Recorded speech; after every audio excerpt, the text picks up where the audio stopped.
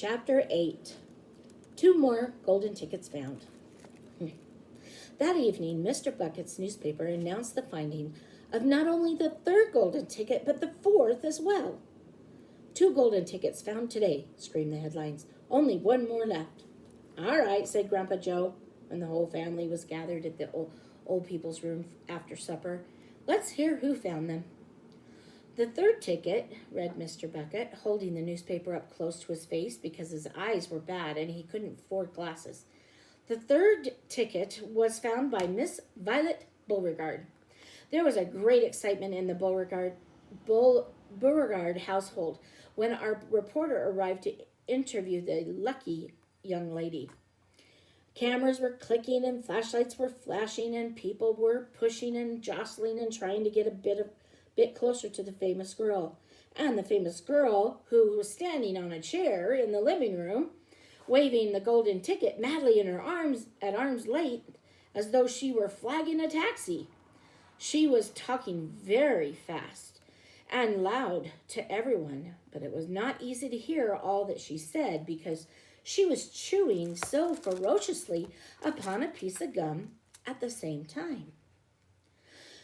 I'm a gum chewer normally, she shouted, but when I heard about these ticket things, Mr. Walker, I laid off the gum and switched to candy bars in hope of striking it lucky.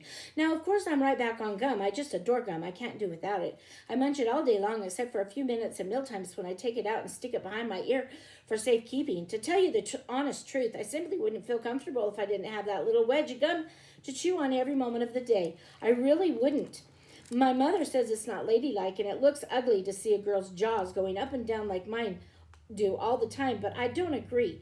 And who's she to criticize anyway? Because if you ask me, I say that her jaws are going up and down almost as much as mine are just from yelling at me every minute of the day.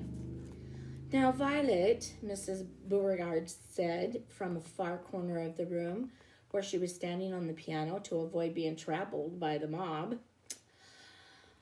All right, Mother, keep your hair on, Miss Beauregard shouted. And now, she went on, turning to the reporters again, it may interest you to know that this piece of gum I'm chewing right here at this moment is one I've been working on for over 3 months solid. That's a record, that is. It's beaten the record held by my best friend, Miss Cornelia Prince Medal. And she was mad. It's my most treasured possession now, this piece of gum is, and at nights I just stick it on the end of the bedpost, and it's good as new as ever in the mornings. A bit hard at first, maybe, but soon softens up again after I've given it a few good chews. Before I started chewing for the world record, I used to change my piece of gum once a day. I used to do it in our elevator on the way home from school.